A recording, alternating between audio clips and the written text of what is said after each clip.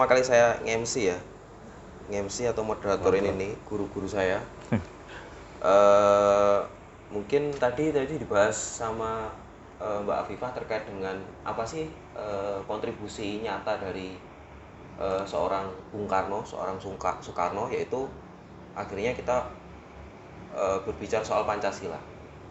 Ada lompatan luar biasa soal nilai-nilai dari Pancasila itu yang saya lihat sebagai mahasiswa, tapi nggak tahu kok masa yang lain. Ada lompatan dan nilai-nilai besar yang hingga hari ini masih eksis dan masih aktual untuk menjawab setiap tantangan itu. Sebenarnya kalau kita ngomong ke teman-teman generasi saya dan apalagi bawah saya, bicara soal Pancasila itu kadang membosankan, mata kuliah wajib kampus atau apalagi kalau di SMA mungkin pendidikan kewarganegaraan. Sebenarnya itu kalau dalam konteks Bung Karno, apa sih Pancasila itu, Mas Angga mungkin bisa. Oke, baik. Ya, pertama saya mau menanggapi mengapa kemudian berpuluh-puluh tahun itu bicara Pancasila itu sepertinya membosankan. Karena pertama bahwa pengajaran tentang Pancasila itu sifatnya itu dogmatik. Ya. Dan kemudian diajarkan melalui penjelasan-penjelasan moralistik yang terkesan menggurui, dan membosankan, sehingga kemudian siswa itu tidak dipertemukan dengan pengalaman-pengalaman konkret sehari-hari tentang bagaimana sebenarnya berinteraksi sebagai warga negara. Itu pertama.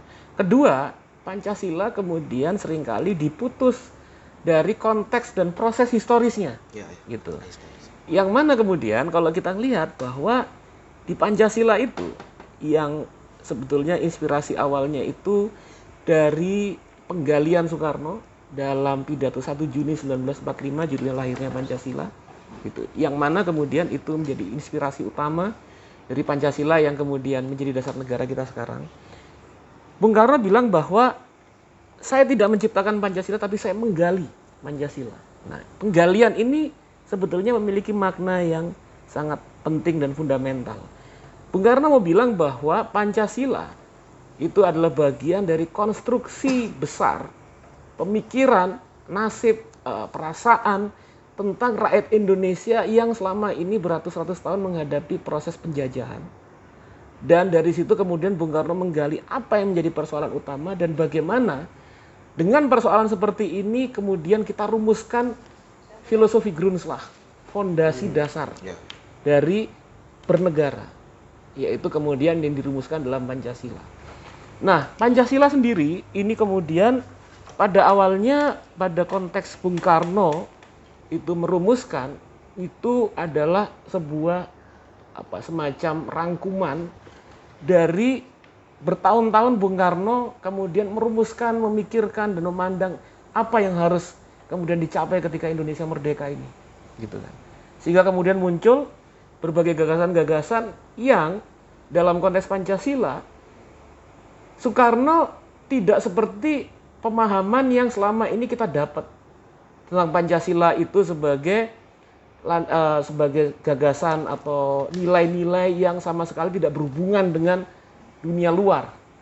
Tapi Pancasila itu adalah titik pertemuan tentang bagaimana gagasan-gagasan paling maju yang pada waktu itu menjadi inspirasi bagi perubahan sosial dan nilai-nilai progresif di seluruh dunia, yang mana kemudian Indonesia menjadi bagian di dalamnya.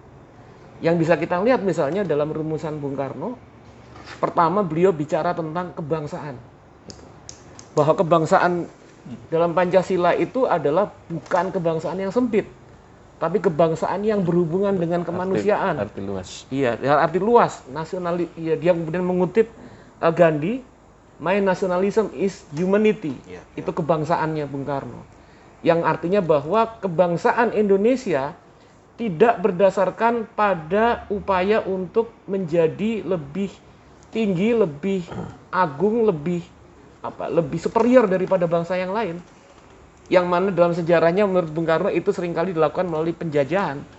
Tapi mencoba berkolaborasi bersama dengan bangsa-bangsa yang lain untuk menciptakan tatanan yang adil, yang damai, yang humanis. Yang kemudian masuk dalam konsep kedua beliau ketika bicara tentang internasionalisme. Internasionalisme itu menurut Bung Karno ya kemanusiaan itu, humanisme. Nah kemudian dia sambungkan dengan kata-kata yang indah, dua sila tadi, bahwa nasionalisme hanya bisa hidup dalam taman sarinya internasionalisme. Dan internasionalisme bisa hidup dalam buminya nasionalisme. Maksudnya apa? Hanya nasionalisme yang terbuka, yang luas, yang bisa melibatkan diri dan menghargai yang berbeda. Itu yang kemudian bisa hidup dalam taman sarinya internasionalisme. Dan internasionalisme yang menghargai tiap-tiap kebangsaan dalam posisi yang sederajat, yang kemudian internasionalisme yang sifatnya humanistik. Gitu. Kemudian selanjutnya dia bicara tentang konsep tentang demokrasi. Demokrasi dalam pandangan Soekarno, dan dia paham betul bukan hanya tentang sejarah bangsanya, tapi juga sejarah dunia, gitu kan. Dimana kemudian demokrasi menurut Bung Karno, dia menggunakan istilah yang simpel, bukan demokrasi Barat. Kenapa kemudian dia bilang bukan demokrasi Barat? Yang dimaksudkan Bung Karno itu bukan demokrasi yang hanya bicara dalam konteks proses-proses politik, pelembagaan di tingkat proses politik tadi. Tapi demokrasi yang juga memiliki tujuan untuk menjaga agar tatanan ekonomi pasar itu kemudian tidak menghancurkan kelompok yang miskin. Demokrasi harus punya taring. Demokrasi sebagai sebuah perwujudan dari perwakilan rakyat, dari hadirnya rakyat dalam proses politik, juga harus memberikan kontribusi terhadap kesejahteraan dari kalangan-kalangan orang yang termarginalisasikan, termiskinkan, dan tertindas. Sehingga, kata Bung Karno, bukan demokrasi yang orang miskin atau punya perwakilan, buruh punya perwakilan, dia bisa teriak-teriak di parlemen, besoknya dipecat di pabrik. Gitu kan. Tapi demokrasi ekonomi politik, demokrasi yang mensejahterakan rakyat.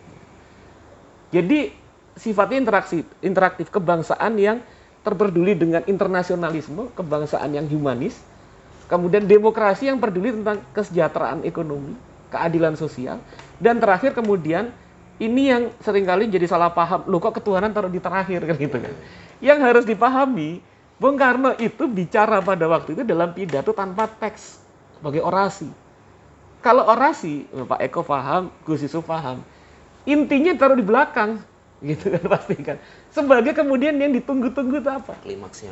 Klimaksnya, ketuhanan yang berkebudayaan. Ketuhanan, kesadaran bahwa orang-orang Indonesia ini beragama, yang mana dalam proses berkeyakinan, ini membangun hubungan yang beradab, yang saling menghormati, yang menghargai kelompok-kelompok yang berbeda dengan dirinya. Gitu. Nah, ini Pancasila semakin relevan sekarang, karena kemudian kita melihat bahwa proses sosial kehidupan kita Indonesia saat ini, itu dalam beberapa hal agak sedikit menjauh gitu ya, Gus ya. Ya Pak Eko ya, dengan apa yang kemudian dipikirkan oleh Bung Karno itu. Nah, Pancasila menurut saya bahwa apakah Pancasila relevan? Pancasila lebih relevan saat ini dibandingkan Soekarno hidup. Karena kita berhadapan dengan krisis amnesia sejarah, yang mana kita lupa tentang akar kita sendiri. Gitu. Yang menarik itu sih, Mas. Jadi kalau saya boleh respon tuh, bagaimana Pancasila itu dilahirkan, Soekarno itu ditopang di struktur sosial, struktur politik, struktur ekonomi politik yang itu sangat-sangat berbeda hingga hari ini. Struktur waktu itu feodal, awal-awal kapitalistik, baru mulai masuk di Asia. Strukturnya masih sangat feodal lagi, yang dihadapi secara struktur sosial sangat feodalistik. Namun nilai-nilai Pancasila yang ditawarkan oleh Soekarno itu sangat melampaui zamannya, melampaui apa yang dipikirkan seorang Soekarno, melampaui era dari Soekarno ketika hidup. Bahkan akhir-akhir tahun 50-60. Itu yang benar. Tadi ada catatan lagi soal ketuhanan berkebudayaan itu, berketuhanan berkebudayaan. Ketuhanan yang berkebudayaan. Nah, ini saya seorang abangan soalnya. Saya lahir di Jawa Tengah dan saya sangat nggak begitu dekat dengan sisi religius itu. Tapi saya ingin tanya, saya menarik ini karena Soekarno berhasil menembus dinding-dinding yang itu. Jadi kita kalangan seperti sekat-sekat yang bukan hanya santri, tapi dia mampu menembus ke berbagai lapisan macam masyarakat, berbagai suku kalau saya bisa katakan, termasuk di Jawa, sangat Soekarno sentris dan sebagainya. Sebenarnya kalau saya boleh tekan ini sekali terakhir, Mas, ketuhanan berkebudayaan ini kan sekarang menjadi problem. Kalau tadi dijelaskan ada budaya itu, culture itu sekarang bukan lagi dari barat, dari Eropa, tapi sekarang Timur Tengah, dan dengan legitimasi yang luar biasa. Gus bisa nanti bisa menambahkan. Sebenarnya kalau boleh ditekankan itu ketuhanan berkebudayaan itu semacam apa sih? Kok bayangan Soekarno ya, nature-nya bagaimana sih? Iya, nanti bisa diperkuat nih Gus Yusuf paham soal ini. Tapi sebetulnya gini, kalau ketuhanan berkebudayaan itu bahwa dalam konteks realitas rakyat Indonesia yang kemudian memiliki agama dan keyakinannya masing-masing, kemudian bagaimana kita membangun tata kehidupan sosial, proses komunikasi, interaksi bersama, yang satu sama lain beradab. Jadi intinya itu, berkebudayaan itu dalam konteks berkeadaban. Beliau bicara dengan sangat simpel, sangat sederhana, yang saling ketuhanan, yang saling menghormati satu sama lain. Gitu. Nah dalam konteks itu, kenapa kemudian Bung Karno bilang ketuhanan yang berkebudayaan, ketuhanan yang saling menghormati? Bung Karno bicara gitu, dalam konteks sebetulnya menjadi rumusan yang baru, sebetulnya sudah agak lama, tapi baru ditampilkan kembali dalam kajian ilmu sosial yang disebut sebagai civil religion, agama publik. Jadi bagaimana kemudian bahwa kesadaran bahwa hidup bermasyarakat itu tidak bisa dilepaskan inspirasi dari nilai-nilai keagamaan, nilai-nilai spiritualitas. Nah, bagaimana kemudian agama dan spiritualitas ini memberikan inspirasi bagi masyarakat dengan kemudian pada spiritnya, pada etikanya, pada nafasnya, pada kata Bung Karno itu apinya, yang kemudian memberikan energi bagi masyarakat untuk hidup bersama dalam kerangka bersolidaritas, dalam kerangka membangun keadilan sosial, dalam kerangka hidup berpancasila. Nah, di situ Bung Karno bilang bahwa di dalamnya juga bukan beragama dalam konteks ingin menang sendiri, ingin menjadi lebih superior, ingin menjadikan Indonesia ini misalnya menjadi negara yang dikuasai oleh agama tertentu, gitu. Tapi hidup yang saling menghormati, hidup yang memberikan inspirasi berdasarkan spiritualitas, di mana kemudian kehidupan bernegara ini satu sama lain, negara memiliki tanggung jawab untuk menghormati setiap kebebasan beragama, beribadah di antara warga negaranya. Gitu. Oke, thank you Mas. Iya. Tadi bicara ini kita tekankan lagi ke Gus Yusuf deh. Bicara soal ini saya ingin membongkar dulu karena yang kita hadapi sekarang tuh problem ahistoris. Saya dapat di Twitter seminggu ini beberapa hari ini membahas soal penghapusan sejarah, pelajaran sejarah. Sangat mengkhawatirkan. Tadi pagi dibahas di SS itu. Oh iya, parah ya. Ini kan ini kan proses ketercabutan karena proses struktur. Nah ini saya mau tanya ini nanti bicara soal nanti culture dan sebagainya, saya tidak tekankan. Gus, sebenarnya posisi Pancasila terhadap merespon ini, nature-nya dulu deh kita ngomong. Nature-nya posisi Pancasila dalam merespon isu-isu aktual terkait dengan culture, hubungan culture, relevansi culture, atau saya bilang culture aja deh, culture dengan agama, itu bagaimana? Ini sangat menarik karena Soekarno pernah menyampaikan itu di sidang PBB dan mendapat standing applause luar biasa. Betul. Ini terkait, dan saya beberapa kali membaca juga ada nilai-nilai religius di situ.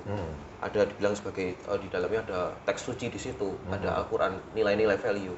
Ada Injil di situ. Itu mungkin bisa digambarkan bagaimana?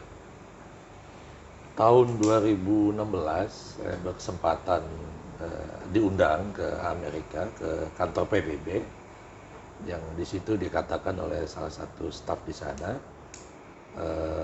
ini dulu Bung Karno pidato di sini, di sidang di New York, di sidang umum Perserikatan Bangsa-Bangsa PBB ke-15, tanggal 30 September tahun 1960.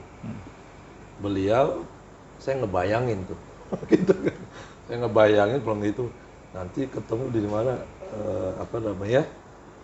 Bung Karno, presiden pertama kita, pidato di situ. Saya ngebayangin beliau pakai jas putih, Ya. gitu kan, terus dasi hitam, peci nasional kebangsaan, kebanggaan Indonesia sebagai simbol juga pemersatu. Ini kan kenapa warnanya hitam? Karena itu warna yang enggak mencela-mencelek gitu. Iya. Warna yang tegasan, Iya. penuh ketegasan, keagungan gitu Iya, kan. iya. Kayak gitu. Terus beliau juga melakukan hal yang tidak biasa, yang biasanya protokoler dilakukan di PBB itu untuk para peserta yang notabene semuanya para pemimpin negara, maju ke depan diajak ajudannya, Iya. Mas Angga. Benar begitu. Ajudannya itu Letkol Muhammad Sabur gitu, Muhammad Sabur kalau nggak salah itu. Jadi beliau bawain teksnya itu dibawa ke depan di samping beliau untuk pidato gitu. Yang semua dan protokolernya itu nggak boleh. Khusus ya pejabat yang berkepentingan, dalam ini kepala negara yang maju ke podium untuk berpidato menyampaikan nota yang mau disampaikannya gitu. Tapi beliau tahu sendiri kan, Bung Karno seorang yang pasti dia melampaui mainstream yang ada Mainstream gitu kan. Pasti dia Beyond orangnya mainstream. melawan arus gitu kan. Benar. Semua orang baik negara kaya apalagi negara miskin gitu kan pasti ngikutin protokol gitu. Tapi beliau walaupun baru beberapa tahun merdeka, beliau itu dengan PD-nya, PD-nya warisan dari gurunya ini Soekarno maju ke depan, bawa ajudannya yang semua presiden sebelumnya pidato nggak pernah bawa ajudannya, nggak bawa, memang dilarang, tapi beliau santai aja maju gitu. Itu luar biasa. Ini satu satu value ya, satu nilai-nilai karakter anak bangsa yang patut dicontoh untuk kalangan milenial seperti Mas Deda ini dan generasi muda lainnya gitu ya, untuk bagaimana kita memerdekakan diri dari rasa takut, rasa inferior, ya kan, rendah diri di hadapan bangsa-bangsa besar, itu yang harus kita hilangkan. Itu sebenarnya sudah dicontohkan oleh Bung Karno sejak beliau ada nyantri di rumah Bos Cokroaminoto dan ketika beliau tunjukkan dalam pidato di PBB itu. Nah, ayat atau surat yang menjadi pertama beliau sampaikan dalam pidato itu adalah surat Al-Hujurat, surat ke-49 ayat 13 yang isinya mengenai ya ayuhan nas, wahai manusia, sesungguhnya engkau diciptakan dari laki-laki dan perempuan, bersuku-suku dan berbangsa-bangsa. Kalau ditafsirkan lagi, berbeda bahasa, berbeda warna kulit, berbeda agama, tapi apa? Lita'arofu, untuk engkau saling kenal satu sama lain, keunikannya, budayanya, kemudian titik temunya, sehingga engkau bisa bergandengan tangan, menjadi satu bangsa yang besar untuk kita hidup damai di alam semesta ini, di dunia ini. Dan tidak ada yang lebih mulia kecuali orang yang paling takwa di sisi Tuhan.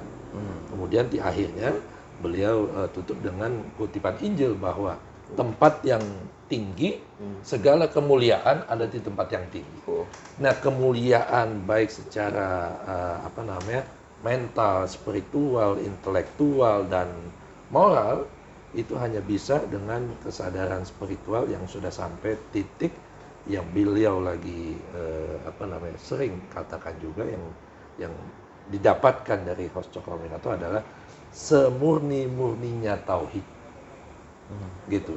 Jadi ketika orang murni tauhidnya, tadi Mas Angga katakan unity consciousness tadi, sebenarnya persamaan atau kesadaran kebersatuan sebagai sesama anak bangsa dan sebagai hamba Tuhan, gitu kan, yang sama-sama dipinggirkan, disingkirkan, bagaimana kita merapat kembali untuk menjadi satu, ya, gotong royong timbul di situ sebenarnya, menyusun kekuatan sehingga menjadi satu negara besar dan diperhitungkan.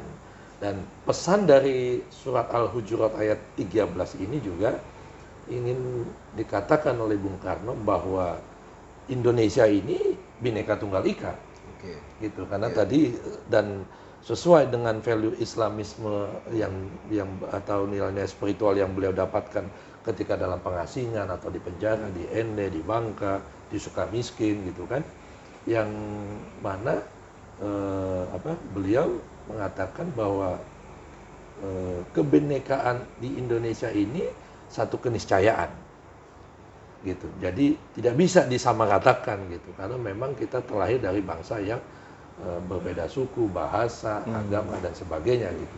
Terus itu juga menunjukkan dalam pidato itu nilai-nilai bahwa budaya Indonesia ini budaya yang penuh dengan toleransi. Untuk lita'arofu, saling mengenal, tidak menutup diri di situ. Jadi lita'arofu dari kata arofa ya'rifu, ujungnya makrifat sebenarnya. Lagi-lagi tadi Mas Angga bilang, jadi poin utamanya di belakang, gitu. Jadi lita'arofu kalau di paket gramatika bahasa Arab itu arofa ya'rifu makrifah.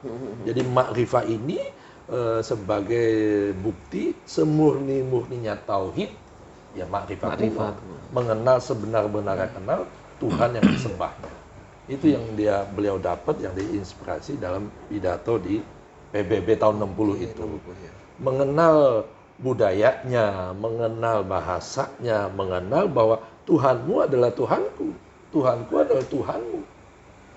Disitulah berlaku bahwa kita tetap bisa bergandengan tangan sesama satu masyarakat besar, masyarakat global kalau bahasa sekarang, ya, masyarakat dunia, untuk yuk kita bergandeng tangan menjadikan dunia ini menjadi tempat yang kalau pakai bahasa kearifan Nusantara gemah ripah lojinawi baldatun thayyibatun wa rabbun ghafur. Ini saya kira Mas Deda seperti itu. Jadi dalam pidato ini juga ingin menekankan kita mencintai cinta damai, kita sangat toleran, kita sangat beragam, menerima keragaman di tengah perbedaan. Ini kan budaya Indonesia sebenarnya. Justru sebenarnya ketuhanan berkebudayaan ini justru sebenarnya kan kalau framing hari ini atau yang dipahami satu generasi saya atau bawah saya itu kan seolah-olah itu kan Tuhan dibudayakan. Ternyata ini mah justru value yang value yang berasal dari Al-Hujurat ini tadi dan beberapa tadi juga disampaikan di UN di PBB. Jadi ini problem sejarah juga tadi yang disampaikan. Ada ketercabutan budaya, ketercabutan sejarah ini jadi problem juga menarik.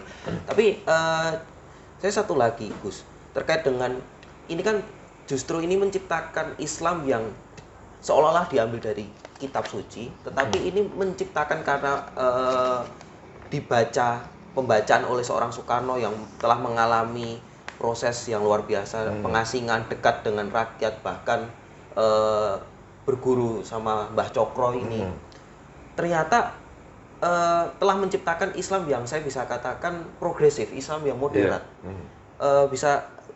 Ketika ini saya mendapatkan data di acara Mukernas HMI, Himpunan Mahasiswa Islam, Desember tahun 1965, dengan tegas Soekarno menekankan pada Indonesia menjadi pelopor, bukan lagi pengekor. Dalam konsep itu, dalam framing Islam progresif itu bagaimana terkait dengan Islam progresif ketika nilai Islam itu ketika dilihat oleh nilai Pancasila dilihat sebagai Soekarno dari dasar kitab suci itu dilihat seolah sangat-sangat menjadi lebih moderat, padahal itu kalau framing sekarang itu sangat-sangat saya bisa katakan konservatif. Itu bagaimana untuk aktualnya? Jadi tadi di segmen sebelumnya sudah kita bicarakan juga mengenai bangsa ini pada waktu itu sudah mulai taklid, ya Mas Angga. Sudah taklid, jumud, taken for granted aja gitu. Jadi apa yang dikasih udah ditelan aja. Padahal salah satu yang menjadi tolak ukur orang beragama yang benar itu adalah beragamalah dengan akal sehat. Adinu aklun, itu hadisnya yang mengatakan bahwa beragama itu harus gunakan akal. Critical thinking juga perlu juga gitu kan.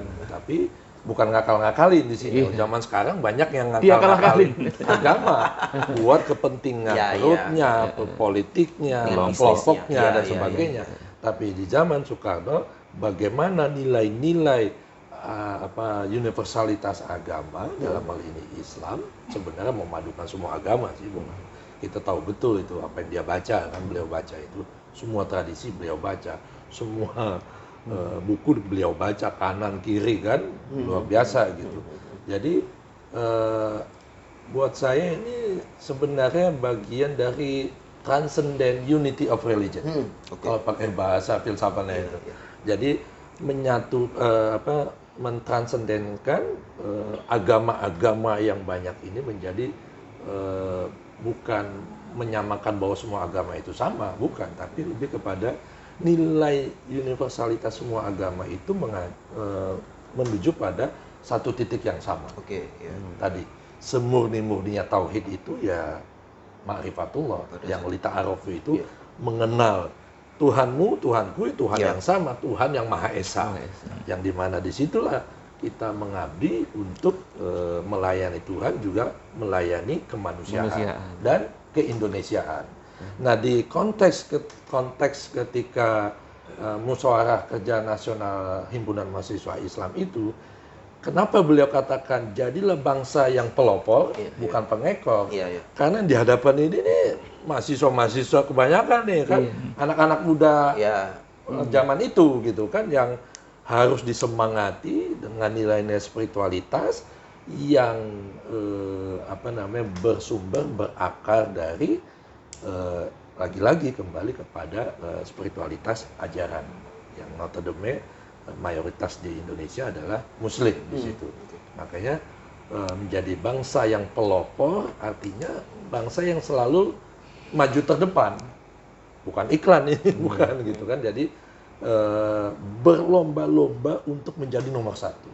Fastabiqul khairat, bukan hanya berlomba-lomba berbuat baik. Koruptor, perampok bisa berbuat baik itu, menyembunyikan kelakuan jahatnya gitu. Tapi berlomba-lomba untuk menjadi terdepan, berlomba-lomba untuk menjadi nomor satu dalam segala hal, ini yang dimaksud dengan menjadi bangsa pelopor. Bukan cuma ngambil aja apa yang dikasih bangsa penjajah kita ambil gitu kan. Apa yang dikasih kita langsung telan aja, nggak kita perhatikan kenapa ini diberikan ke kita, maksudnya apa. Nah ini jadi lebih baik kita kalau pakai bahasa sekarang boleh jadi menjadi berkemajuan sebagaimana yang dicontohkan oleh Nabi Muhammad. Bayangin yang 1400 tahun lalu, tapi nilai-nilai universalitasnya masih bisa abadi sampai sekarang. Ini yang mau dicontoh oleh Muhammad dengan memerdekakan diri, memerdekakan bangsa, sehingga kita tidak asal ikut-ikutan, membebek kalau sekarang. Tapi menjadi bangsa yang maju terdepan, progresif, bahkan menjadi contoh bangsa-bangsa lain. Yang mana sudah dicontohkan oleh beliau 5 tahun sebelumnya, yang di PBB itu, dalam pidato itu. Bahkan Raja Arab tidak satu pun mengutip ayat Al-Quran. Di mana tahu sendiri Arab Saudi kan, di mana dua kota suci di situ, tapi beliau tidak. Bahkan Al-Quran turun di Jazirah Arab kan, lihat sejarah itu, tapi tidak mengutip sama sekali nilai-nilai yang dikandung Al-Quran. Nah di situ juga mungkin ya ketika Bung Karno kesempatan haji ke sana, beliau menyarankan ke Raja Arab untuk supaya nggak panas tuh di padang Arafah, pohon mimba kalau nggak salah yang kemudian dinamain oleh Raja Arab, ini pohon Soekarno gitu. Betapa Soekarno ini kemajuan pemikiran Islamnya melampaui zaman. Sampai sekarang nama itu di pohon Soekarno, bukan pohon Mimba gitu. Jadi ini yang saya rasa, Mas Dida. Jadi tadi juga saya utarakan bahwa al-Islam soleh likuli zaman wa makan. Jadi Islam yang dulu nilai-nilai universalitasnya dipraktekkan dalam kehidupan bernegara, berbangsa, dan bermasyarakat secara sosial masyarakat di tanah Arab itu, kemudian secara damai tersebar ke seluruh penjuru benua. Karena apa? Tadi nilai Islam itu soleh, bukan salah, tapi soleh. Soleh ini bukan pakai peci, pakai baju koko, pakai jilbab, bukan, itu bagian kecil. Tapi soleh dalam makna yang sesungguhnya adalah mampu mentransformasi apa yang ayat tekstual seperti yang dibaca beliau dalam sidang PBB-nya itu, pidato sidang umum PBB, menjadi aktual sesuai dengan zamannya pada saat itu. Sekarang pun kita bisa aktual juga sesuai zamannya. Bahkan tadi setuju sekali saya dengan Mas Angga, Pancasila itu malah justru paling cocoknya sekarang. Dan di tengah kayak begini, hari ini justru kelihatan kita sangat butuh Pancasila. Gitu, pada saat tahun 45 dia, Bung Karno ngomong. Bung Karno ngomongnya tahun 45 itu kan, dicetuskannya itu 1 Juni ya lahirnya itu. Nah ini jadi cocok di segala ruang dan waktu, bahkan melampaui ruang dan waktu. Dengan kita mentransformasi minazulmati ila nur, dari kegelapan, dari penindasan menuju cahaya yang sudah dekat. Kemerdekaan diri dari nafsu dan ego, merdeka dari penindasan, kemudian kita bebas, lepas bersama cahaya ilahi itu yang membimbing kita sampai kepada bangsa yang merdeka.